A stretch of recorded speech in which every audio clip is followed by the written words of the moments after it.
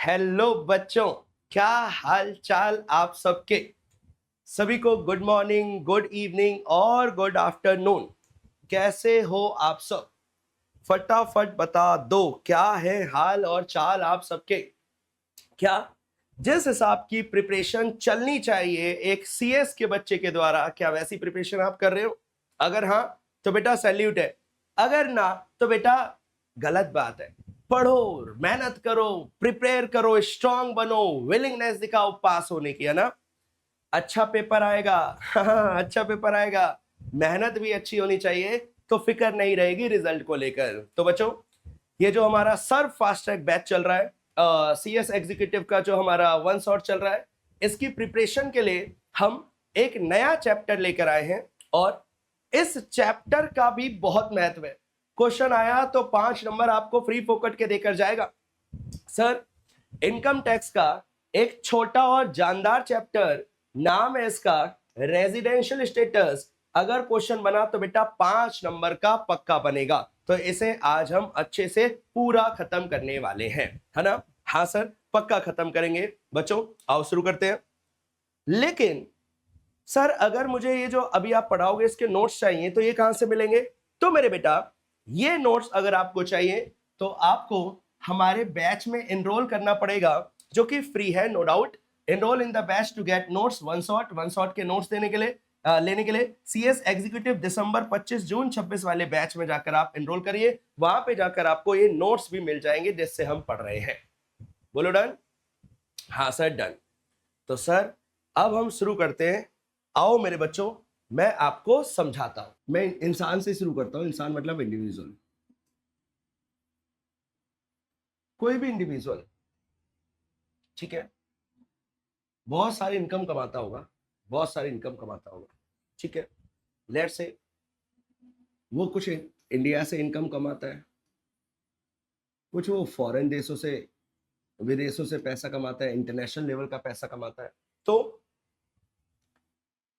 कौन सी इनकम के ऊपर, इंडिया वाली या फॉरेन वाली, कौन से इनकम के ऊपर इस इंडिविजुअल को टैक्स पे करना है, ये पता चलता है उस इंडिविजुअल के रेजिडेंशियल स्टेटस। अगर हमारे को रेजिडेंशियल स्टेटस नहीं पता, रेजिडेंशियल स्टेटस का मतलब वो इंडिविजुअल निवासी कहाँ का है ना। इनकम टैक्स के लॉ के हिसाब से निवासी, आपने person resident in India, person resident outside India, ऐसा करके फेमा के लॉ में भी पढ़ा होगा। फॉरेन एक्सचेंज मैनेजमेंट एक्ट का जो लॉ है वहां पे भी ये देखा होगा, लेकिन वहां अलग है।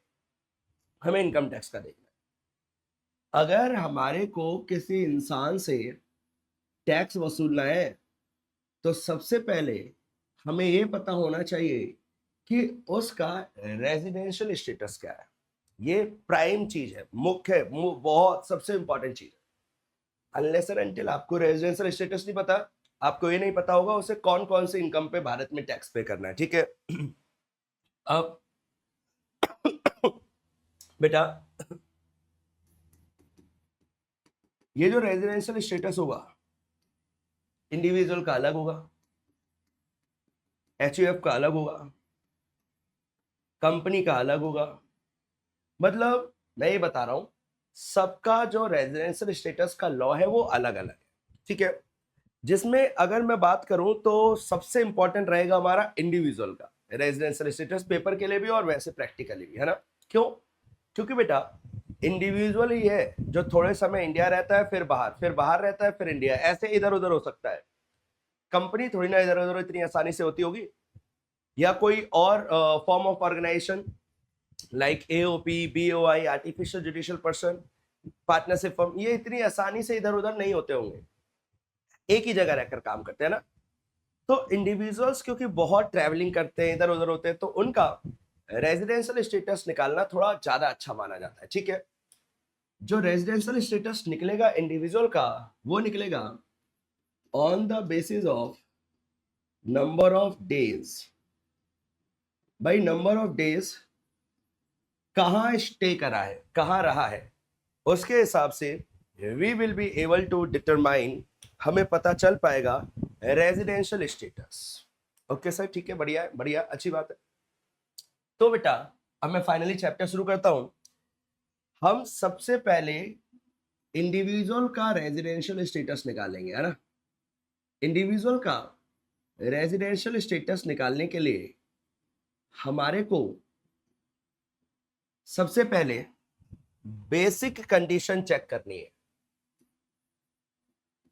बेसिक कंडीशन चेक करनी है। क्या है बेसिक कंडीशन, अभी मैं दिखा दूंगा। क्या है बेसिक कंडीशन, अभी हम देख लेंगे। बेसिक कंडीशन से पता चलेगा कि वो इंडिविजुअल भारत का रेजिडेंट है या नॉन रेजिडेंट है।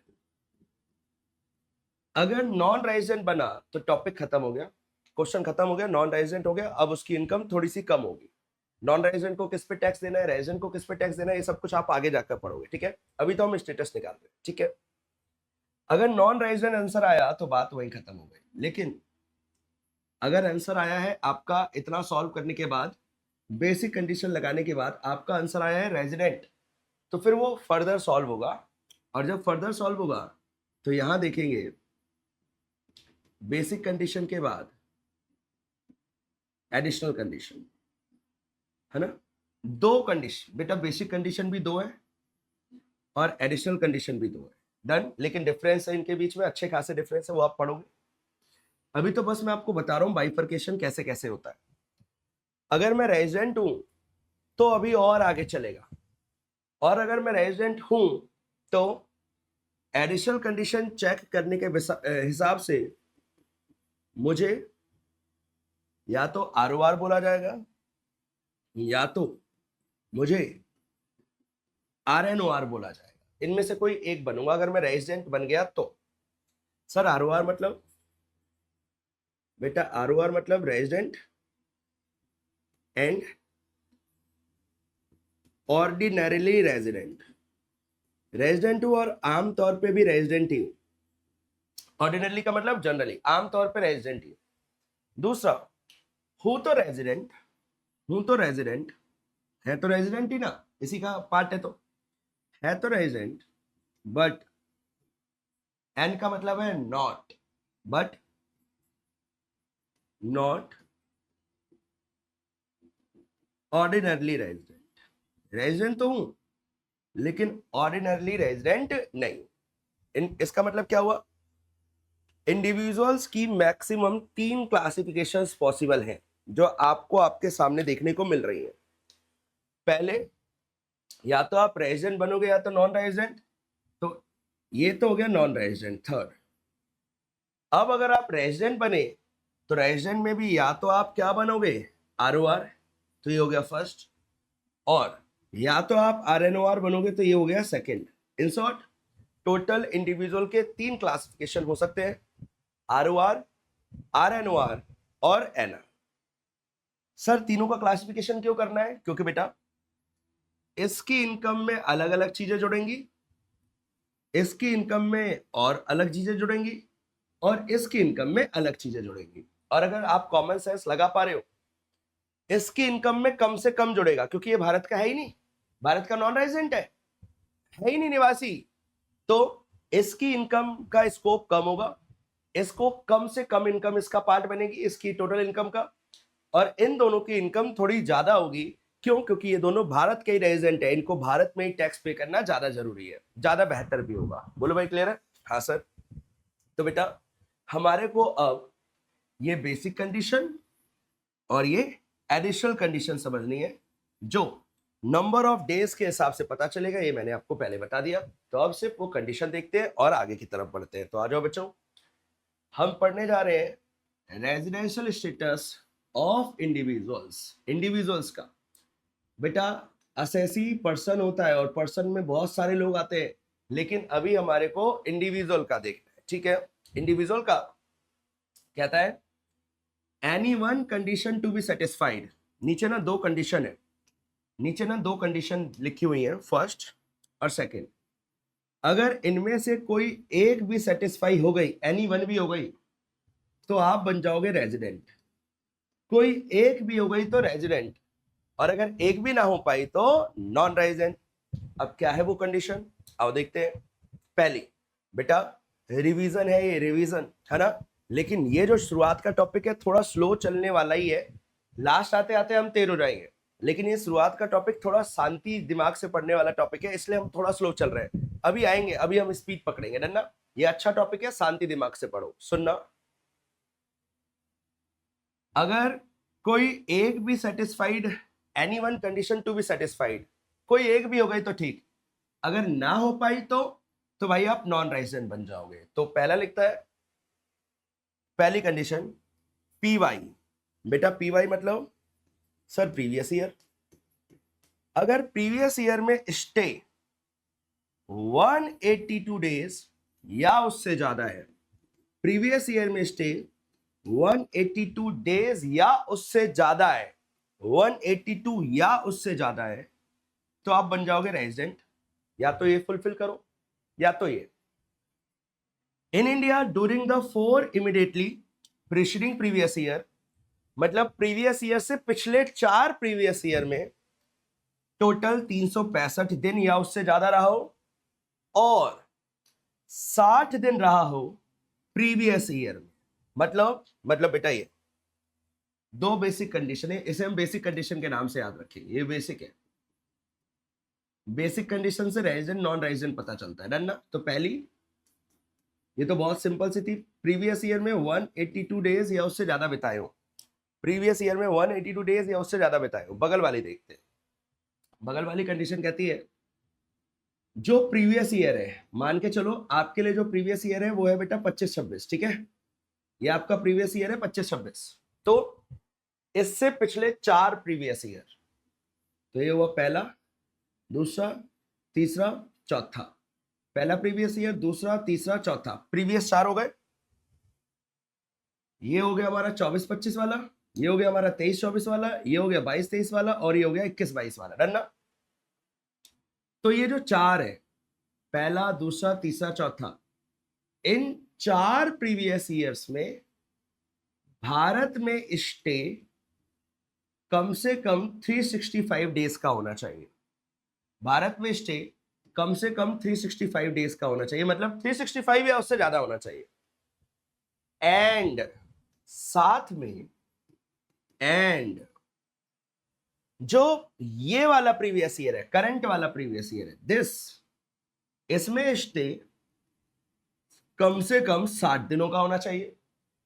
इट मींस सेकंड कंडीशन में दो बातें हैं और दोनों में लगा है एंड, मतलब दोनों सेटिस्फाई हो गई तो आप बन जाओगे रेजिडेंट। अगर ना कर पाए तो ये कर लो, और अगर दोनों ही नहीं कर पाए, दोनों ही सेटिस्फाई नहीं हुई, दोनों कंडीशन में से एक भी सेटिस्फाई नहीं हुई, तो आप बन जाओगे नॉन रेजिडेंट। बेटर ना, आई होप बच्चे वाला आपको याद आ गया होगा। अब आपका ना, आपको अब धीरे धीरे चैप्टर याद आ गया होगा, बेस अब आपका बन गया, डेवलप हो गया ना। अब हम धीरे धीरे पढ़ना शुरू कर देंगे, थोड़ा स्पीड मेंटेन करेंगे और ये चैप्टर हमारा खत्म हो जाएगा। बस चलो सर, अब आगे बढ़ते हैं। बेटा कहता है जब हम डेज कैलकुलेट करेंगे, इस पूरे टॉपिक में डेज का ही तो लेना देना है ना, 182, 60, 365, ये सारे जो हम डेज कैलकुलेट करेंगे, इन सारे डेज के अंदर जिस दिन आए और जिस दिन गए, यानी कि डेट ऑफ डिपार्चर जिस दिन गए और डेट ऑफ अराइवल जिस दिन आए, ये दोनों दिन काउंटिंग ऑफ डेज में इंक्लूड होगा। मतलब मैं 4 तारीख को गया और मैं 12 तारीख को आया, तो जाने वाला और आने वाला बोथ आर इंक्लूडेड, दोनों नंबर ऑफ डेज भारत में स्टे कैलकुलेट करते वक्त इंक्लूड होंगे। तो ये हमारे क्वेश्चनों को सॉल्व करवाने में हेल्प करेगा ये वाला पार्ट। बोलो मैडम, अभी तक आपने बेसिक कंडीशन देखी है, याद क्या रखना है, याद रखनी है वो लिमिट्स, और ये याद रखना है दोनों में से एक भी हो गई तो रेजिडेंट, दोनों में से एक भी ना हो पाई तो नॉन रेजिडेंट, है ना। हाँ सर। बेटा दूसरी बात, अब ना एक एक्सेप्शन है, जो अभी आपने लॉ पढ़ा ना उसकी एक छोटी सी एक्सेप्शन है, याद रखना कोई क्वेश्चन बन सकता है इसके ऊपर, है ना। हाँ, कहता है फॉलोइंग कैटेगरीज ऑफ इंडिविजुअल। नीचे ना दो कैटेगरीज है बेटा, तो जब आप इसे पढ़ोगे ना तो असल में दो नहीं है, तीन है। तो ये दो ही मान के चलना, ये दो लोगों के लिए एक्सेप्शन है। Will be treated as resident only if period of stay in India in previous year is 182 days और मोर। पहला मतलब इन दोनों के लिए 182 वाली जो पहली बेसिक कंडीशन थी सिर्फ वही चेक करनी है। इन दोनों लोगों के लिए सेकंड वाली condition is not applicable. First वाली देखेंगे, सिर्फ 182 डेज वाली, 365 60 वाली नहीं देखेंगे। कौन है ये दो लोग? भारतीय citizen who lives India in the previous year, भारत छोड़ के चला गया प्रीवियस ईयर में as a member of crew member की तरह गया है, ठीक है। या फिर दूसरा जो बाहर गया है भारत में एम्प्लॉयमेंट करने के लिए। तो ये पहले के दो पॉइंट हो गए, है ना। तो कहने को एक पॉइंट है लेकिन हो गए दो।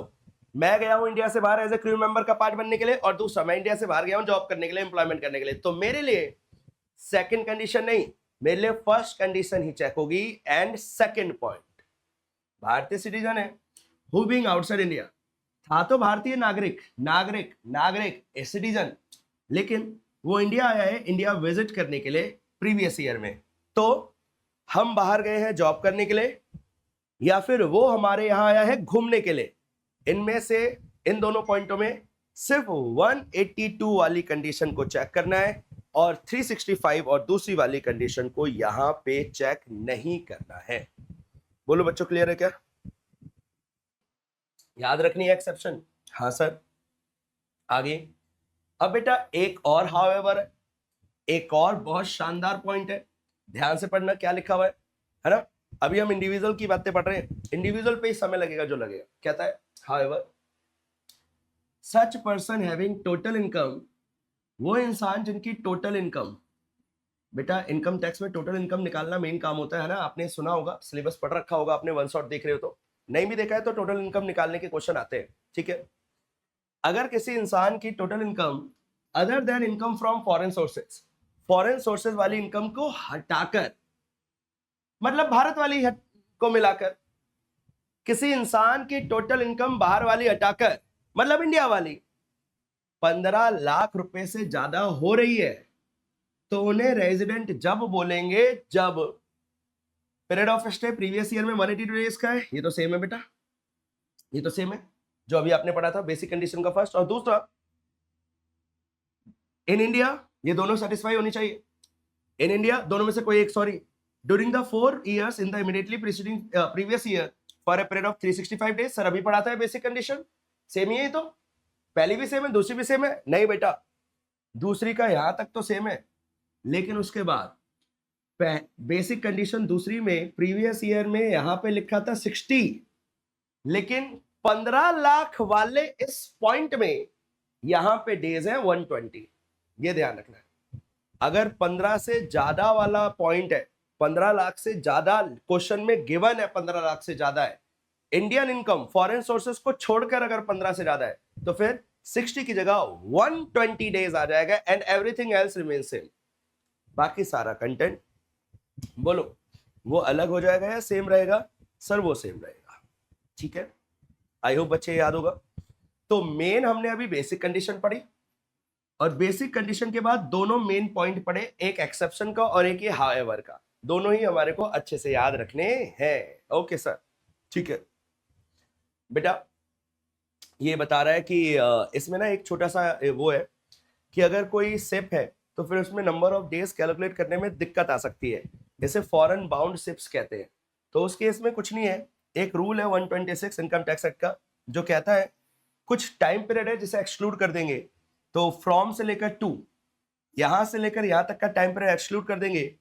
Date entered in continuous discharge certificate, जब जहाज में चढ़ते हैं तो सीडीसी बनता है बेटा, एक डॉक्यूमेंट बनता है कंटिन्यूअस डिस्चार्ज सर्टिफिकेट। उसमें जो डेट डली है जहाज पे चढ़ने की, क्रू मेंबर के शिप पे चढ़ने की जो डेट डली है, फिर सीडीसी पे जो डेट डली है जहाज से उतरने की, साइन ऑफ करने की, तो जो डेट डली है चढ़ने की, जो डेट डली है उतरने की, यहां से लेकर यहां के बीच का समय एक्सक्लूड कर देंगे, ये लिखा हुआ है।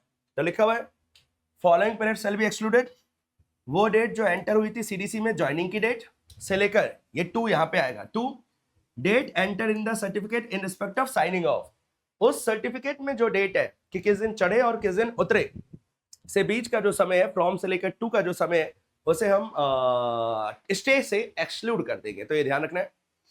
फिर कह रहा है ये टॉपिक कौन से जहाजों पे लगता है, वो जिसका ओरिजिनेशन था इंडिया के बाहर लेकिन डेस्टिनेशन इंडिया है, या फिर जो चला इंडिया से डेस्टिनेशन इंडिया के बाहर है, मतलब इंडिया का सिर्फ इंडिया में ही आ रहा है तो ये लॉ नहीं लगेगा, इंडिया का बाहर जा रहा है तो ये लॉ लगेगा, या बाहर का इंडिया आ रहा है तो ये लॉ लगेगा, सीडीसी वाला है ना। एलिजिबल वॉयज, वॉयज का मतलब होता है बेटा पानी का जहाज, मालवाहक जहाज जिसमें सामान लोड होकर जाता है। मैं बोलूं क्लियर है? हाँ सर। तो एज सच ये बहुत ज्यादा हमारे लिए काम का नहीं है ना। आगे दे रखा है बेटा, मैं इसे नहीं पढ़ाऊंगा, इधर कुछ काम का नहीं है, आप भी इसे छोड़ सकते हो। हम ये देखेंगे अब एडिशनल कंडीशन वाला पॉइंट, इंडिविजुअल ही चल रहा है, हमारी क्लास का जो मेन समय जाएगा वो इसी के ऊपर जाएगा, है ना। हाँ सर। कहता है resident but not ordinary resident, भाई हमने इसे एक नाम बोला था, बोलो इसे क्या नाम बोला था इतने बड़े नाम को? सर इसे बोला था RNOR। तो अब हम सीखेंगे ROR RNOR और इसके लिए एडिशनल कंडीशन देखेंगे, और यहां पे भी कंडीशन 2 है। डन। तो पहला कहता है ये दोनों 2 कंडीशन है, अगर दोनों सेटिस्फाई हो गई तो ROR, अगर एक रह गई या दोनों रह गई तो RNOR। रेजिडेंट में ऐसा नहीं था, रेजिडेंट में बोलता था एक हो गई तो भी रेजिडेंट, दोनों हो गई तो भी रेजिडेंट, एक नहीं हुई एक हो गई तो भी रेजिडेंट। वहां लिखा हुआ था कोई एक हो जाए तो रेजिडेंट, यहां लिखा है दोनों होगी तो ROR। डन ना। तो 2 कंडीशन क्या है वो हमारे को अगले पेज में दिखेंगे। यहां पे पहली जिसे हम एडिशनल कंडीशन बोलेंगे, फर्स्ट ये दोनों सेटिस्फाई होगी तो ROR बनोगे, दोनों होनी चाहिए, दोनों सेटिस्फाई होनी चाहिए। First, individual is resident in at least 2 PYs, individual Bharat का रेजिडेंट है 2 प्रीवियस ईयर्स में out of 10 previous year preceding the relevant previous year. जो रेलेवेंट प्रीवियस ईयर है जिसमें हम ये सब कुछ देख रहे हैं, उससे पिछले 10 प्रीवियस ईयर्स में भारत में 2 प्रीवियस ईयर में वो रेजिडेंट होना चाहिए। अगर है तो अब सेकंड कंडीशन देखेंगे। मान लो नहीं है, मान लो 10 में से 2 ही है, तो भाई क्वेश्चन खत्म, वहीं पे बोल देना RNOR, सेकंड लगाना ही मत, क्योंकि जैसे एक सेटिस्फाई नहीं हो पाई ना, तो वहीं वो RNOR बन जाएगा। लेकिन अगर एक हो गई तो अब दूसरी भी देखनी पड़ेगी, और दूसरी कहता है भारत में उसका स्टे होना चाहिए 730 या उससे ज्यादा, और मोर 700 या उससे 730 या उससे ज्यादा इन 7 previous year preceding the relevant previous year, previous year छोड़कर उससे पिछले 7 सालों में 730 दिन या उससे ज्यादा बिताए हों। इट मींस अगर मैंने 729 दिन बिताए हैं तो मैं बन जाऊंगा RNOR, चाहे ये सेटिस्फाई ना हो चाहे ये सेटिस्फाई ना हो, किसी एक में भी मैं रह गया तो मैं RNOR बन जाऊंगा। अगर मुझे ROR बनना है तो मुझे दोनों कंडीशनों का पालन करना पड़ेगा, दोनों सेटिस्फाई करनी पड़ेगी, तो मैं ROR बनूंगा, है ना। रेजिडेंट, मैं बार बार कह रहा हूं, रेजिडेंट नॉन रेजिडेंट के लिए कोई एक भी पालन हो जाती तो रेजिडेंट, लेकिन ROR बनने के लिए दोनों पालन होनी चाहिए। 10 में से 2 प्रीवियस ईयर वाली बात और 7 साल में 730 दिनों वाली बात, दोनों सेटिस्फाई होगी तो ROR, कोई एक भी छूट गई तो RNOR। अगर पेपर में आप क्वेश्चन कर रहे हो और क्वेश्चन में रेजिडेंट है, अब आप आगे फर्दर एडिशनल कंडीशन चेक कर रहे हो, आपने पहली कंडीशन लगाई और नजर आ रहा है कि 10 में से एक ही साल भारत का रेजिडेंट है, तो भाई क्वेश्चन वही खत्म कर देना। सेकंड का 730 दिन कैलकुलेट करने की जरूरत नहीं है, क्योंकि जैसे ही एक सेटिस्फाई नहीं हो पाई वैसे ही बोल देना hence mister x will be RNOR, वही क्वेश्चन खत्म हो जाएगा। मतलब उसे सेकंड कंडीशन लगाकर टाइम वेस्ट करना मत, बेशक सेकंड सेटिस्फाई हो भी जाए, पहली तो नहीं हो पाई ना, इसी वजह से वो RNOR बन जाएगा। भाई ये अच्छा लॉ पढ़ा है आपने, मैं सच बता रहा हूं, इस चैप्टर का यही पॉइंट है जो बारीकी से पढ़ाया जाना चाहिए, है ना। बाकी जो डीम्ड एक्यूअराइज है और जो रिसीप्ट है, डीम्ड रिसीप्ट इन इंडिया है, वो बहुत इजी टॉपिक है, जो मेन है अच्छा है वो यही है। चलो आगे बढ़ते हैं। इन अदर वर्ड्स बेटा उसी को दूसरे भाषा में लिखा हुआ है, हम इसे छोड़ रहे हैं। अब रेजिडेंशियल स्टेटस एचयूएफ का देखते हैं। तो बेटा एचयूएफ के केस में एक इंपॉर्टेंट बंदा होता है जिसका नाम होता है कर्ता। तो पहले हम कर्ता की बातें पढ़ेंगे, फिर एचयूएफ भी आरओआर आरएनओआर की तरफ जाता है। सिर्फ इंडिविजुअल एचयूएफ इतना जाता है, बाकी सब में, कंपनी में, पार्टनरशिप फर्म में, एएलपी में, आर्टिफिशियल जुडिशियल पर्सन में, सब में रेजिडेंट नॉन रेजिडेंट होता है। लेकिन इंडिविजुअल में और एचयूएफ में 3 क्लासिफिकेशन हो सकते हैं, आरओआर, आरएनओआर और एनआर। डन ना? तो देखते हैं रेजिडेंट कब बनेगी एचयूएफ, जब कंट्रोल एंड मैनेजमेंट, उस एचयूएफ का मैनेजमेंट और कंट्रोल इंडिया में है या तो पूरा या तो थोड़ा, थोड़ा भी भारत से अगर एचयूएफ कंट्रोल हो रही है तो भारत की रेजिडेंट। लेकिन अगर नॉन रेजिडेंट कब बनेगी, अगर कंट्रोल एंड मैनेजमेंट मतलब C&M, control and management completely India के बाहर है, मतलब 100% कंट्रोल अमेरिका से है, 100% कंट्रोल यूएसए से है, तो वो एचयूएफ भारत की रेजिडेंट नहीं बनेगी। लेकिन 99% यूएसए से है, 1% इंडिया से है, अब वो रेजिडेंट बन जाएगी। मतलब थोड़ा भी कंट्रोल इंडिया में है तो रेजिडेंट बन जाएगी। ठीक है, और एक बार अगर रेजिडेंट बन गए, नॉन रेजिडेंट बन गए तो क्वेश्चन खत्म, जैसे इंडिविजुअल में था। और अगर आप रेजिडेंट बने तो फर्दर क्लासिफिकेशन होगा आरओआर और आरएनओआर, और आरओआर और आरएनओआर के लिए वही लॉ है जो इंडिविजुअल के लिए है। बस इंडिविजुअल के लिए आरओआर आरएनओआर के लिए उसे खुद देखते थे, एचयूएफ में आरओआर आरएनओआर के लिए उसके कर्ता को देखेंगे। कर्ता ने दोनों एडिशनल कंडीशन सेटिस्फाई कर दी। अगर कर्ता ने दोनों एडिशनल कंडीशन सेटिस्फाई कर दी, 10 साल में 2 साल वाली और 7 साल में 730 दिन वाली, तो वो एचयूएफ आरओआर बन जाएगी। अगर कोई एक भी सेटिस्फाई नहीं कर पाया तो आरएनओआर बन जाएगी। भाई बोलो समझ में आया क्या? हाँ सर ये समझ में आ गया। थोड़ा तेजी से चलाया क्योंकि अब आप वो हो चुके हैं, एक्टिव हो चुके हैं, आपको समझ में आ चुका है। चलो बेटा कंपनीज का स्टेटस बता रखा है, रेजिडेंशियल स्टेटस कुछ नहीं है इसके अंदर, एक ही वर्ड है, प्लेस ऑफ इफेक्टिव मैनेजमेंट। अगर place of effective management India है तो भारत की रेजिडेंट, अगर नहीं है तो नॉन रेजिडेंट। यहाँ आरओआर आरएनओआर का फर्दर क्लासिफिकेशन नहीं होता। आरओआर आरएनओआर का फर्दर क्लासिफिकेशन सिर्फ इंडिविजुअल्स में होता है और सिर्फ कंपनीज के केस में होता है, एचयूएफ के केस में होता है, और कहीं नहीं होता। सर कंपनी या तो रेजिडेंट होगी या तो नॉन रेजिडेंट। रेजिडेंट कब होगी? तो मेरे बेटा रेजिडेंट जब होगी a company whose place of effective management, poem, place of effective management at any time, किसी भी वक्त इंडिया में था। अगर किसी भी वक्त place of effective management India था तो भारत की रेजिडेंट। अगर a company whose place of effective management has not been in India at any time, एक सेकंड के लिए भी इंडिया नहीं आया तो नॉन रेजिडेंट। एक सेकंड के लिए भी place of effective management India बन गया, भारत में बैठकर सारे बिजनेस डिसीजन लिए जा रहे हैं, सारा काम किया जा रहा है, तो फिर भारत की रेजिडेंट। वो क्वेश्चन में बताएगा पोयम का है। अगर पोयम एक दिन के लिए भी इंडिया में है तो उस साल भारत की वो रेजिडेंट बन जाएगी कंपनी। लेकिन अगर पोयम नहीं है तो फिर नहीं बनेगी। Indian company is always resident, ये एक लाइन बता रहा है भाई। इंडियन कंपनी तो हमेशा भारत की रेजिडेंट ही कहलाएगी क्योंकि वो तो इंडियन है ना। ये वाली बात फॉरेन कंपनी के लिए एप्लीकेबल हो रही है। भारतीय कंपनी जो कंपनीज एक्ट 2013 या 1956 में रजिस्टर्ड है भाई, वो तो हमेशा ही भारत की रेजिडेंट बनेगी, चाहे उसका पोयम धरती पे कहीं भी हो।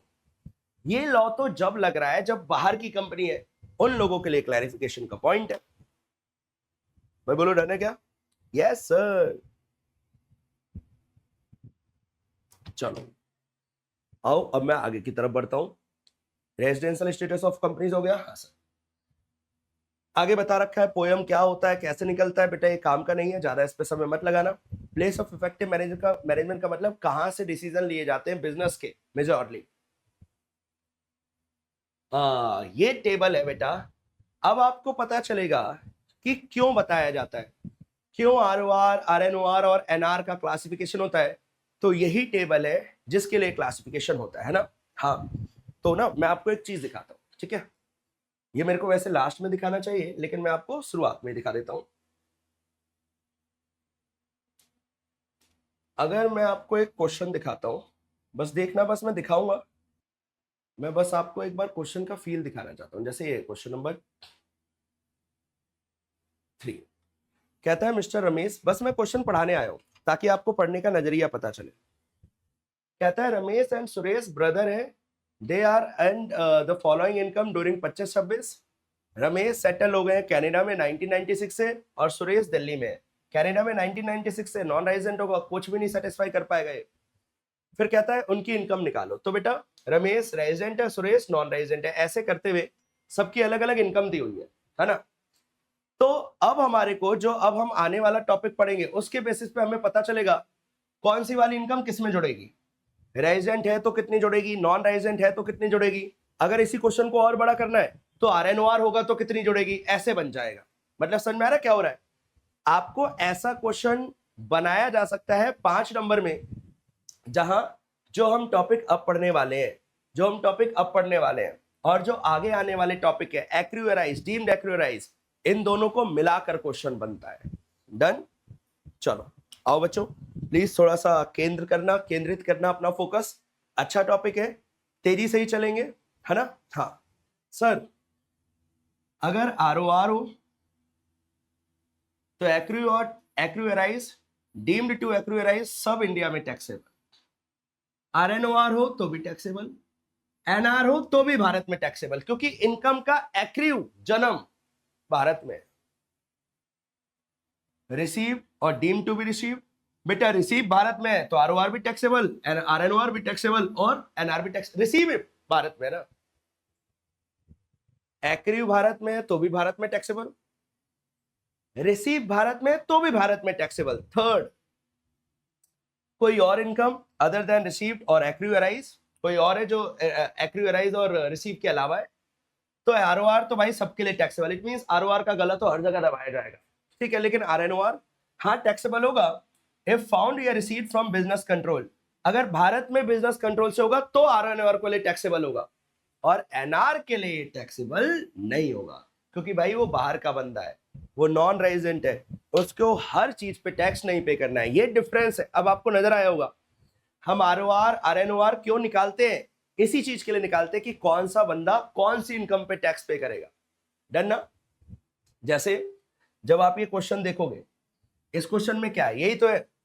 इंटरेस्ट जो कनाडा डेवलपमेंट बॉन्ड्स का था 50% भारत में रिसीव हुआ, तो आपको पता है ना 50% भारत में रिसीव हुआ है, तो रिसीव वाला किसमें टैक्सेबल होता है किसमें नहीं होता, ये आपने पढ़ लिया है ना। तो ठीक है, हम शुरू करते हैं आगे। ये टेबल के बेसिस पे बेटा काम चलेगा। अब आगे बता रहा है income deem to be receive क्या होता है। देखो यहां वर्ड यूज हो रहा था इनकम रिसीव्ड इन इंडिया, और डीम टू बी रिसीव, तो रिसीव का मतलब रिसीव है, डीम टू बी रिसीव का मतलब क्या है। तो बेटा डीम टू बी रिसीव के अंदर 3 चीजें जाती हैं, एक बार वो हमारे को देखना है। तो आओ शुरू करते हैं ध्यान से। Employer share more than 12% and earn over 9.5%। मतलब अगर एम्प्लॉयर का शेयर 12% से ज्यादा है और इंटरेस्ट का शेयर 9.5% से ज्यादा है, तो जितना ज्यादा है वो डीम्ड रिसीव बनेगा। डीम्ड मान के चलो, मैं कहता हूं 12% की जगह एम्प्लॉयर का शेयर 14% है। बेटा ये PF के अंदर का पॉइंट है, PF प्रोविडेंट फंड, या आपने सैलरी के अंदर पढ़ा होगा, अगर नहीं पढ़ा तो सुनोगे वहां पे। तो 12 से अगर ज्यादा है तो जितना ज्यादा है 2% ज्यादा है, हमारे एग्जांपल में 14 किया है, तो 2% डीम्ड रिसीव बनेगा और टैक्सेबल लगा देंगे, टैक्सेबल कर देंगे। बताओ बच्चों क्लियर है क्या है। चलो आगे देखना।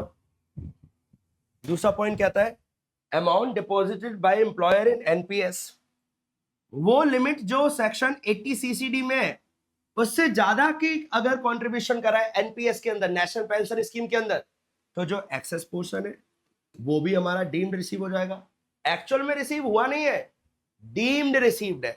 और last amount of URPF unrecognised provident funds, तीनों वर्ड सैलरी में पढ़ोगे आप, transfer to RPF, employers contribution and interest, दोनों चीजें हमारा डीम्ड रिसीव्ड का पार्ट बनेगा। तो आप इसे ऐसे ध्यान रखना, PF में कॉन्ट्रीब्यूशन, NPS में कॉन्ट्रीब्यूशन, और URPF से RPF में अगर पैसा जा रहा है तो इन सारे पॉइंटों को हम डीम्ड रिसीव मानेंगे, और डीम्ड रिसीव बनेगा तो टैक्स भी कहां लगेगा, इंडिया में टैक्स लगेगा। डन ना।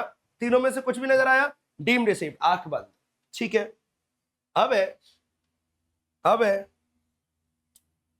डीम्ड एक्रियूअराइज। बेटा यहां आपको थोड़ा सा ध्यान लगाना शुरुआती पॉइंटों में, और एक बार शुरुआत में जब आपका कॉन्फिडेंस आ जाएगा तो फिर इन पॉइंटों में जाननी है, 6-7 पॉइंट डन ना। यही पॉइंट वहां लिखे हुए मिलेंगे, ऐसे ही पॉइंट क्वेश्चन में लिखे हुए मिलेंगे कि कोई बिजनेस इंडिया से कनेक्ट हो रहा है, कोई बिजनेस इंडिया की प्रॉपर्टी से पैसे कमा रहा है, तो वो कौन टैक्स पे करेगा उसके ऊपर। तो डीम्ड एक्रियूअराइज अगर इंडिया है तो तीनों को टैक्स पे करना है। देख लो आपने पढ़ा है, अगर डीम्ड एक्रियूअराइज इंडिया में है, डीम्ड एक्रियूअराइज इंडिया में है तो इसको इसको इसको तीनों को टैक्स पे करना है। तो डीम्ड एक्रियूअराइज पढ़ना पड़ेगा अच्छे से। 6-7 पॉइंट हमारे को देखने हैं, ज्यादा नहीं है। कहता है फर्स्ट, कोई भी इनकम जो एक्री हुई, एक्री मतलब जो जन्मी या अराइज हुई किसी एसएससी को in any place outside India, कमाया है इंडिया के बाहर, इन आउटसाइड इंडिया डायरेक्टली और इनडायरेक्टली, लेकिन इनमें से कुछ हो गया है, कमाया इंडिया के बाहर है, एक्रियूअराइज इंडिया के बाहर है, लेकिन डीम्ड इंडिया बन जाएगा अगर इनमें से कुछ हुआ। बहुत लॉजिकल है, पहला देखना, आपको क्लियर होएगा पक्का। थ्रू और from any business connection in India, भाई तुमने पैसा छापा बाहर है, एक्रियूअराइज बाहर हुआ है, लेकिन कनेक्शन इंडिया है, भारत में आ जाओ, भारत में डीम्ड एक्रियू लगेगा, भारत में टैक्स दो। दूसरा, थ्रू और from any property in India, भाई कमाया बाहर है, इंडिया के बाहर, लेकिन जिस प्रॉपर्टी से कमाया वो इंडिया में है, भारत में डीम्ड एक्रियूअराइज बनेगा। थर्ड, थ्रू और फ्रॉम एनी एसेट और source of income in India, भाई जो भी पैसा तुमने इंडिया के बाहर अर्न करा उसका सोर्स इंडिया था, इंडिया। तो जब इंडिया होगा सोर्स तो भारत में टैक्सेबल लगेगा ना बेटा। हाँ। Last, through the transfer of a capital asset, भाई भारत में कोई कैपिटल एसेट बिका है, मतलब कैपिटल गेन की बात कर रहा है। हाँ, situated in India would be deemed to accrue or arise in India, मतलब बेटा ये चारों पॉइंटों में एक वर्ड आपने कॉमन करा, एक्रियूअराइज हुआ बाहर है, लेकिन उसका कनेक्शन डायरेक्टली या indirectly in India, in India, in India, in India है। तो जब इंडिया में कनेक्शन है तो भाई तुम रिसीव बाहर कर रहे हो, टैक्स भारत दोगे, डीम्ड एक्रियूअराइज इंडिया बनेगा मेरे लाल, डीम्ड एक्रियूअराइज इंडिया बनेगा, इंडिया। ध्यान रखना, डीम्ड एक्रियूअराइज कहां बनने वाला है, इंडिया, भारत, इत्थे, ये देश बनेगा डीम्ड एक्रियूअराइज। डन। आगे बच्चों मैं चाहूंगा ये 4 पॉइंट आप देख लो एक बार अच्छे से। 4 कौन कौन से बेटा, फर्स्ट सेकंड थर्ड और फोर्थ। अच्छा है, पेपर में बन सकता है क्वेश्चन, इन चारों पॉइंटों पे बेस्ड क्वेश्चन पेपर में बन सकता है, प्लीज देख लो अच्छे से। बोलो बेटा। अब बेटा मैं आपको आगे बताता हूं, अब ना इस बात की एक्सेप्शन आएगी। एक्सेप्शन का मतलब, लग रहा होगा डीम्ड एक्रियूअराइज इंडिया है लेकिन बनेगा नहीं कुछ पर्टिकुलर पॉइंट्स में। पहला ये एक्सेप्शन है बिजनेस कनेक्शन का, पहले पॉइंट की एक्सेप्शन है। फर्स्ट, अगर बिजनेस है जहां सारी transaction are not carried out in India, भाई 100% ट्रांजैक्शन आउटसाइड इंडिया हो रही है, बेशक कनेक्ट इंडिया से हो रहा है लेकिन 100% इंडिया के बाहर काम हो रहा है, तो भारत में एक्रियूअराइज नहीं बनेगा, डीम्ड एक्रियूअराइज भी नहीं बनेगा, बेशक कनेक्शन इंडिया में। एक्सेप्शन है, एक्सेप्शन, भारत में डीम्ड एक्रियूअराइज नहीं बनेगा ये। फिर नीचे कहता है all transaction are not carried out in India के 2 पार्ट्स, अगर भारत में रीजनेबली एट्रीब्यूटेबल है, जो भी एक्टिविटी हो रही है, ट्रांजैक्शन हो रही है, वो भारत में एट्रीब्यूटेबल है, एट्रीब्यूटेबल मतलब भारत से रिलेटेड है, तो डीम्ड बनेगा। लेकिन अगर एट्रीब्यूटेबल नहीं है, भारत में वो ट्रांजैक्शन रिलेट नहीं कर रही, तो डीम्ड एक्रियूअराइज नहीं बनेगा। ऐसे करके 3-4 पॉइंट और है। पहले आपने पढ़ा ये सब डीम्ड एक्रियूअराइज है, अब ये पढ़ रहे हो कि ये डीम्ड एक्रियूअराइज नहीं है। ये फर्स्ट पॉइंट की एक्सेप्शन है। फर्स्ट पॉइंट था, ऐसे करके सेकंड थर्ड फोर्थ फिफ्थ सब आएंगे, तो फर्स्ट का ए ये जो है ये फर्स्ट का एक्सेप्शन है। दूसरा बहुत इजी है, ये बता रखा है बेटा कि क्या क्या भारत में एट्रीब्यूटेबल होता है। तो अगर एडवर्टीजमेंट या टारगेटिंग कस्टमर भारत में है, सेल ऑफ डेटा भारत के आईपी एड्रेस से कलेक्ट हो रहा है, या sale of goods and services हो रही है भारत के लोगों से, तो ये सब कुछ भारत का एट्रीब्यूटेबल बनेगा। तो ये जो वर्ड आया ना एट्रीब्यूटेबल, ये वर्ड यहाँ एक्सप्लेन है। एट्रीब्यूटेबल का मतलब भारत के टीवी चैनल्स कस्टमर भारत के, आईपी एड्रेस भारत का है, गुड्स एंड सर्विसेज भारतीय रेजिडेंट को बेचा जा रहा है, तो डीम ये एट्रीब्यूटेबल भारत बनेगा, और एट्रीब्यूटेबल भारत बनेगा तो डीम्ड एक्यूराइज भी भारत बनेगा। अगला second exception, purchase of goods in India for export.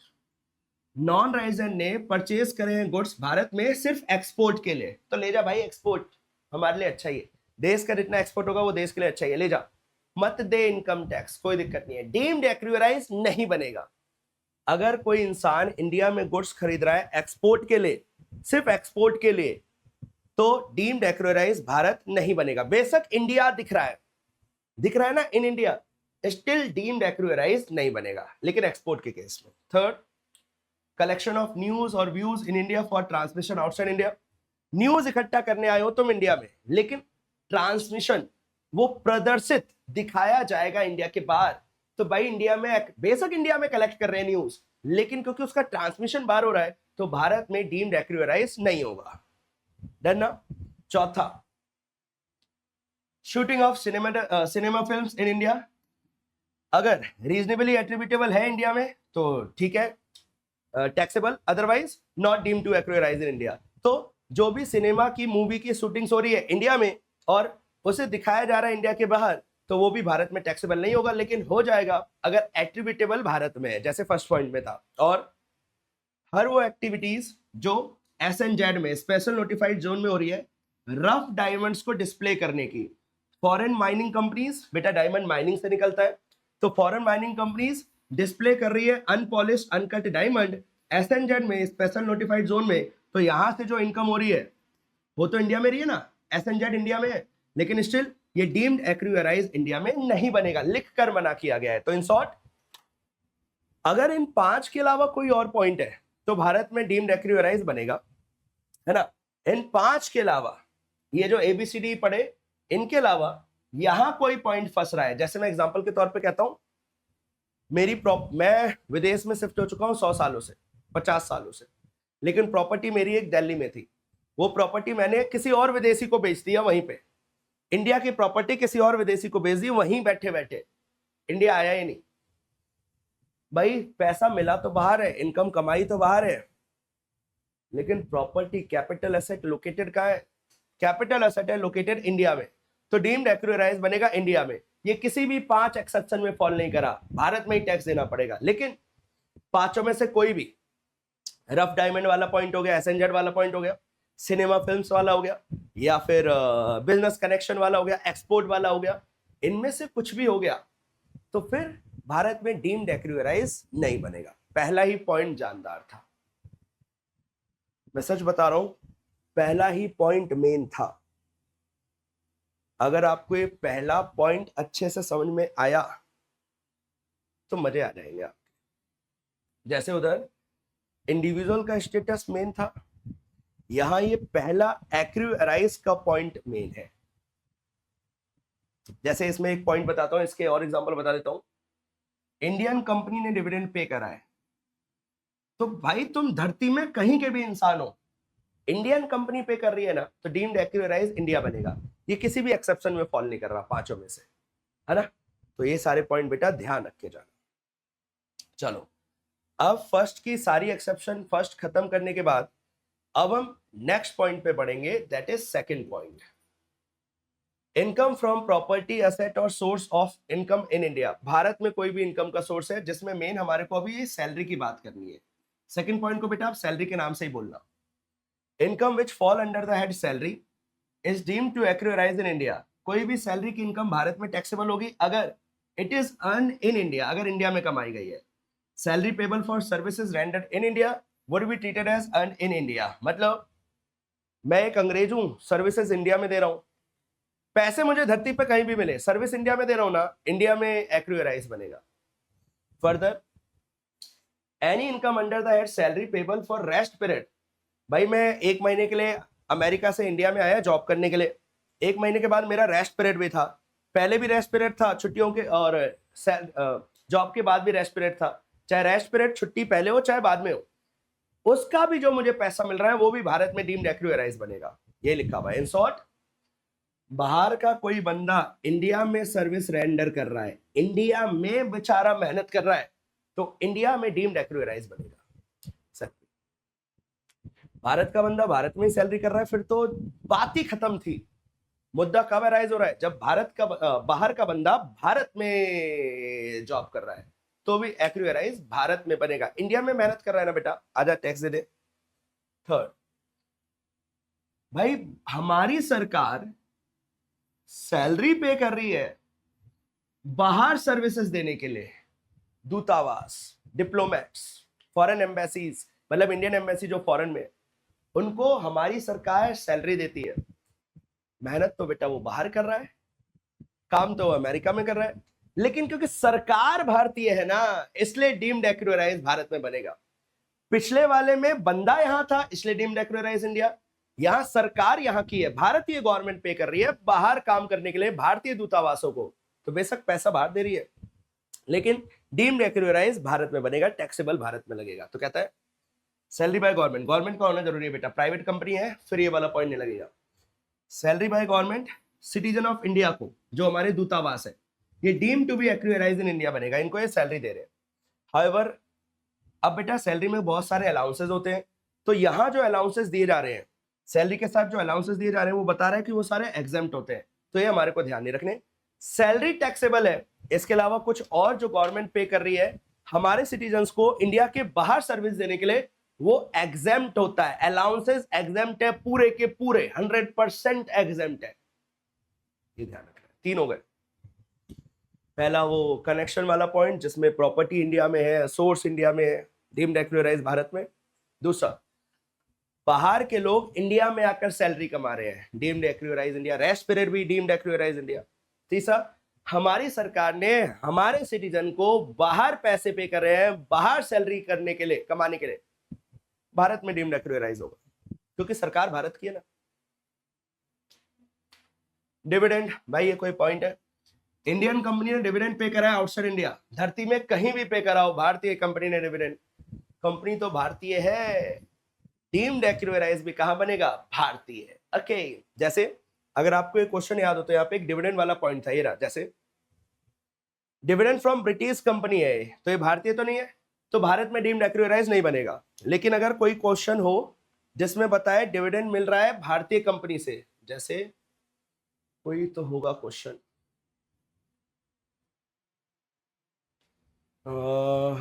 ये रहा बेटा, जैसे ये लाइन लिखी है, dividend from Reliance petroleum limited N Indian company, RIL Indian company है, इससे पैसा मिला है रिलायंस पेट्रोलियम, तो तीनों के लिए टैक्सेबल हो जाएगा। क्यों? ROR, RNOR, NR तीनों के लिए टैक्सेबल हो जाएगा। क्यों? क्योंकि डीम्ड एक्रू एराइज इंडिया में है ना। ये 3 लोग हैं बेटा, ये 3 लोग हैं, ये रहा ROR, RNOR और NR। अगर आपने ये अकेला क्वेश्चन भी बेटा प्रैक्टिस कर लिया ना, इसमें बहुत सारी ट्रांजैक्शन है, इसमें टोटल इनकम निकालने के लिए कह रहा है, ROR मानते हुए, RNOR मानते हुए और NR मानते हुए, अलग अलग इनकम है, अलग अलग दुनिया जगत के एग्जाम्पल है इसके अंदर। अगर आपने ये सारे एग्जाम्पल देख लिए ना, तो आपका वो जो लॉ है वो भी रिवाइज हो जाएगा, जो अभी आप पढ़ रहे हो। डन? तो ठीक है, वापस चलते हैं बेटा। तो डिविडेंड अगर इंडियन कंपनी पे कर रही है, तो ऑलवेज, चाहे तुम कहीं पे भी हो, ऑलवेज डीम्ड एक्रू एराइज कहां बनेगा? इंडिया बनेगा। 4.5वां, इंटरेस्ट, ध्यान से पढ़ना, इंटरेस्ट का पॉइंट पेपर में बन सकता है, ध्यान से। पहले मेरे को एक बार ये बता दो, यहां तक का क्लियर है क्या सबको? बेटा पॉइंट है अब हमारा इंटरेस्ट, कब बनेगा डीम्ड एक्रू एराइज भारत में? तो कहता है अगर इंटरेस्ट पे कर रही है गवर्नमेंट, आंख बंद, भारत की गवर्नमेंट पे कर रही है डीम्ड एक्रू इंडिया में, अगर कोई रेजिडेंट पे कर रहा है तो भी भारत में, लेकिन एक्सेप्शन, कोई रेजिडेंट पे कर रहा है तो भारत में डीम्ड एक्रू एराइज, मैंने आपको इंटरेस्ट पे करा तो भारत में डीम्ड एक्रू एराइज बनेगा, लेकिन एक्सेप्शन नहीं बनेगा अगर कोई बोरोड मनी है और वो यूज हुआ है for the purpose of business, आपने पैसा बोरो करा था बिजनेस करने के लिए या प्रोफेशन करने के लिए आउटसाइड इंडिया, और earning any income outside India. मैंने आपको लोन दिया, आपने मुझे इंटरेस्ट दिया, और आपने वो लोन का पैसा इंडिया के बाहर यूज करा है बिजनेस करने के लिए, तो अब भारत में डीम्ड एक्वायराइज नहीं बनेगा। अगर रेजिडेंट पे कर रहा है इंटरेस्ट तो ये वाली एक्सेप्शन है। अगर पेबल बाय नॉन रेजिडेंट, अगर इंटरेस्ट नॉन रेजिडेंट पे कर रहा है तो भी बनेगा डीम्ड एक्वायराइज। बोरोड मनी पे a person who is a non-resident when it is payable in respect of any debt incurred or money is borrowed and used for the purpose of business or profession in India। मतलब non resident ने interest पे करा है, और जो पैसा था, जो लोन का अमाउंट था, बोरोइंग था, वो बोरोइंग का पैसा इंडिया में यूज हुआ है बिजनेस करने के लिए, तो भारत में डीम्ड एक्वायराइज बनेगा। भाई सरकार बहुत दिमाग से खेल रही है। बिजनेस का लोन आमतौर पे थोड़ा मोटा लोन होता होगा, बिजनेस का लोन का अमाउंट आमतौर पे थोड़ा बड़ा होता होगा, तो उसका इंटरेस्ट भी बड़ा बनेगा। तो सरकार ने बोला अगर नॉन रेजिडेंट पे कर रहा है तो ठीक है, लेकिन जब ही भारत में एक्वायराइज बनेगा जब वो पे बेशक नॉन रेजिडेंट कर रहा है, लेकिन जो जिसने भी लोन लिया है वो लोन का पैसा इंडिया में बिजनेस करने के लिए यूज हो रहा है। लेट से आप अब बाहर के थे, मैंने आपसे इंटरेस्ट लिया, मैंने आपसे लोन लिया, और जो आपसे लोन लिया ना उससे बिजनेस कर रहा हूं, तो जो भी इंटरेस्ट मैं आपको पे करूंगा वो सब कुछ भारत में डीम्ड एक्वायराइज बनेगा। भाई बोलो done. Exception, interest on money is borrowed by the non resident for any purpose. Non resident ने बोरो करा और उसने किसी और पर्पस के लिए बोरो करा है other than business and profession, तो नहीं बनेगा। इट मींस नॉन रेजिडेंट का इंटरेस्ट जब भी डीम्ड एक्वायराइज बनेगा जब वो नॉन रेजिडेंट उस पैसे का इस्तेमाल करे for the purpose of business और profession. If the purpose is other than business और प्रोफेशन देन निकलो यहां से, फिर डीम्ड एक्वायराइज नहीं बनेगा। डन ना। पता है क्यों, ये क्यों नहीं बनाया? क्योंकि बेटा ये अदर देन बिजनेस वाला है, इसे बनाकर भी फायदा नहीं होगा, ये ज्यादा नहीं होगा, ज्यादा मोटा अमाउंट नहीं होगा, तो सरकार ने बोला नहीं बनाएंगे इसे डीम्ड एक्वायराइज। हम सिर्फ उसी को डीम्ड एक्वायराइज बनाएंगे जो बिजनेस का लोन है, जो बिजनेस के लिए बोरो किया गया है। ये सरकार का एक अच्छा पॉइंट है। मैडम ने एग्जांपल देखना, if a non resident A borrows money from a non resident B, एक नॉन रेजिडेंट ने दूसरे नॉन रेजिडेंट से बोरो करा and invest same in the shares of an Indian company, और जिसने बोरो करा उसने इंडियन कंपनी में पैसा लगा दिया, तो जो इंटरेस्ट पेबल है ए का बी को will not be deemed to accrue arise. वो डीम टू एक्वायराइज नहीं बनेगा क्योंकि शेयर्स में पैसा लगाया है, लेकिन मैंने नॉन रेजिडेंट ने जो पैसा लिया था उससे भारत में आकर बिजनेस शुरू किया है, शेयर्स नहीं खरीदे, बिजनेस शुरू करा है, अब ये वाला भारत में डीम्ड एक्वायराइज बन जाएगा। बिजनेस और प्रोफेशन में लगाए, शेयर्स नहीं, बिजनेस और प्रोफेशन में लगाए तो एक्वायराइज, अगर कहीं और लगाए तो नॉट एक्वायराइज। ये नॉन रेजिडेंट वाला पॉइंट सबसे अच्छा था। डन है, इस पे आपको क्वेश्चन दिखेगा बेटा। सेम फॉर द फीस, यहां पे भी आपको कंटेंट सेम मिलेगा। फीस कोई टेक्निकल सर्विस के लिए या रॉयल्टी, अगर गवर्नमेंट पे कर रही है तो डीम्ड एक्वायराइज, रेजिडेंट पे कर रहा है तो भी डीम्ड एक्वायराइज, नॉन रेजिडेंट पे कर रहा है तो भी डीम्ड एक्वायराइज। यहां पे भी सेम बातें लिखी है, अदर सोर्सेस के लिए कर रहे हैं तो नॉट टैक्सेबल, बिजनेस के लिए कर रहे हैं तो एक्वायराइज बन जाएगा। सातवां पॉइंट मैं अभी पढ़ा देता हूं, आप इन सारे पॉइंटों में फर्स्ट पॉइंट, असल में यार ये 7 पॉइंट है, असल में 8 है ये ना, रॉयल्टी और ये फीस एक साथ डाला हुआ है तो क्योंकि दोनों का मोर और लेस कंटेंट सेम ही है, तो आपको ये 7-8 नाम याद करने हैं, इनके क्वेश्चन की प्रैक्टिस करनी है, और क्वेश्चन की प्रैक्टिस के लिए कुछ सब कुछ छोड़ दो, सिर्फ ये वाला एक क्वेश्चन भी अगर आपने प्रैक्टिस कर लिया ना तो this is enough. UK development bonds 50% Bharat में मिला, अगर आरओआर है तो कितना, आरएनओआर है कितना, एनआर है तो कितना, तो जैसे interest on UK development bonds 50% Bharat में मिला, तो आरओआर है तो पूरा, लेकिन यूके के बॉन्ड से आरएनओआर और एनआर के लिए उतना ही टैक्सेबल होगा जितना भारत में रिसीव हुआ, तो रिसीव 50% हुआ था तो 5,000 ऐसे ये टॉपिक और उजगर हो जाएगा आपका, और अच्छा हो जाएगा। टॉपिक के साथ एक छोटा सा क्वेश्चन मिल जाए तो, जैसे income from A business in Chennai 50% Bharat में मिला। अब बेशक 50% भारत में मिला, लेकिन बिजनेस था तो चेन्नई ना। 100% भारत में टैक्सेबल होगा, तीनों का 20-20 हजार। बेशक 50% इंडिया में आया, कोई बात नहीं, चेन्नई आ गया ना, धंधा चेन्नई से कर रहे थे, तीनों को पूरा देना पड़ेगा। तीसरा, short term capital gain on sale of shares of Indian company, Indian company के शेयर्स बेचे भाई, इंडियन कंपनी के शेयर्स बेचे हैं, हर बंदे के लिए भारत में टैक्सेबल होगा। R N R O R N O R N R सबके लिए टैक्सेबल होगा। समझ में आ रहा है क्या चल रहा है बेटा? इस तरीके से आप उस टॉपिक की बहुत मीनिंग एनहेंस कर जाओगे। ये मैंने आपको जो 3-4 टॉपिक दिखाए, 3-4 क्वेश्चन दिखाए, ऐसे ही ये चैप्टर, इसी के लिए चैप्टर माना जाता है, और कुछ है ही नहीं। बोलो रन। चलो, पता है टेबल किस पे बेस्ड है? ये टेबल इस पे बेस्ड है। आपको एक टेबल दिखाया था ना मैंने अपने नोट्स में भी, वो टेबल यहां से आया था। अभी मैं यहाँ पे भी दिखा देता हूँ आपको। ये था वो टेबल, ये वाला, yes no yes yes no no yes no, ये वाला टेबल अभी आपने हमारे नोट्स में भी देखा था। तो ये अगर आपने अच्छे से कर लिया तो आप इस चैप्टर में जो भी क्वेश्चन बना वो आप आसानी से कर जाओगे। एक पॉइंट और है बेटा, ये है हमारा अदर सोर्सेस का। जिसने सेक्शन 56(2) पढ़ा हुआ है उन्हें पता होगा ये गिफ्ट का होता है 50,000 से ज्यादा वाला, तो वो टैक्सेबल होता है। तो उसी की एक कहानी लिखी है, छोटी सी पढ़ लेते हैं।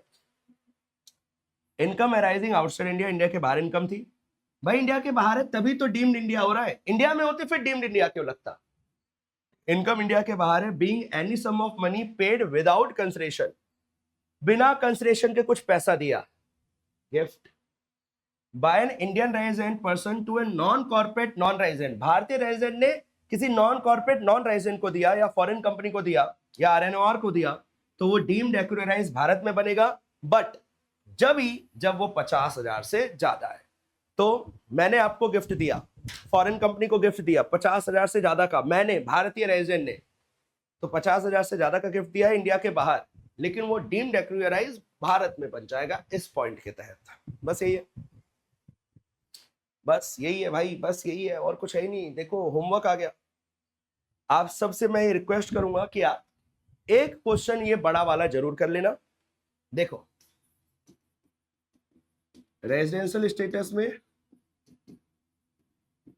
इंडिविजुअल्स का लॉ आपको याद होना चाहिए, है ना?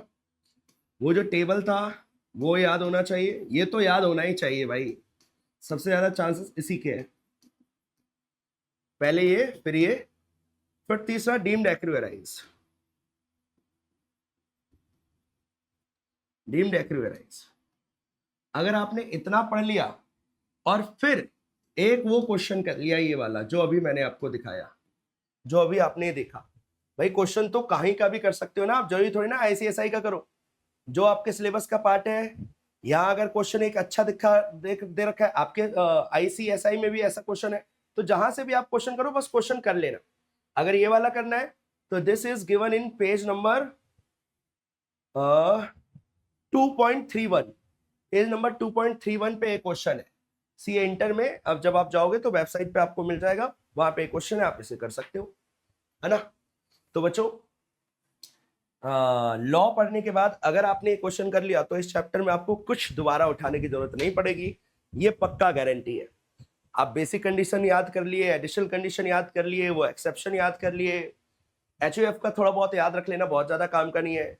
बाकी सबका आर्टिफिशियल जुडिशियल पर्सन का कुछ नहीं है, सब में एक ही चीज है, control and management. Control and management पूरा इंडिया में है या थोड़ा इंडिया में है तो रेजिडेंट, 100% इंडिया के बाहर है तो नॉन रेजिडेंट।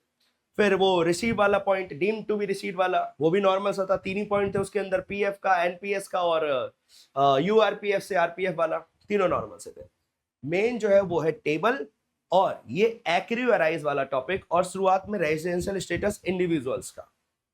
मैं आप सबसे बहुत ज्यादा रिक्वेस्ट करूंगा कि इन तीनों टॉपिक को, और जो मैंने क्वेश्चन दिखाया है, जो थोड़े 2-4 पॉइंट दिखाए, उसके बेसिस पे और क्वेश्चन अटेम्प्ट कर लो, जरूरत नहीं पड़ेगी फिर किसी और चीज की। डन? Yes sir. बाकी बच्चों बताओ कैसी लगी आपको ये क्लास? अच्छी लगी तो प्लीज लाइक कर देना, और सब्सक्राइब तो कर ही रखा होगा और बस, और कुछ नहीं, अच्छे से रिवाइज करो, अच्छे से पढ़ो और मौज करो, और रिजल्ट पॉजिटिव लेकर आओ। टारगेट रखना 60 प्लस का, टारगेट ही 40 50 का मत रख लेना, टारगेट ही 60 प्लस का रखना, है ना। टारगेट थोड़े बड़े सेट करना ताकि अंदर से ज्यादा पढ़ने का मन करे, है ना। टारगेट ही छोटे रखोगे तो पढ़ोगे भी कम, कि 40 से तो लाने, थोड़ा सा पढ़ लूंगा तो बात बन जाएगी, नहीं होगा। टारगेट थोड़े बड़े रखना तो बेटर रहेगा। डन। बाकी क्वेश्चन प्रैक्टिस करना और मिलेंगे हमारी नेक्स्ट क्लास में। जब तक के लिए बच्चों अपना ख्याल रखना, अपना टेक केयर करना और बढ़िया तरीके से रिवीजन करते हुए चलना सारे सब्जेक्ट की। At the end of the day अपने को बनना है सीएस, हमारा रिजल्ट एग्जीक्यूटिव का होना चाहिए पास। डन ना? तो चलो बच्चों अब विदा करते हैं, मिलेंगे नेक्स्ट क्लास में। नमस्ते to everyone and thank you, bye bye.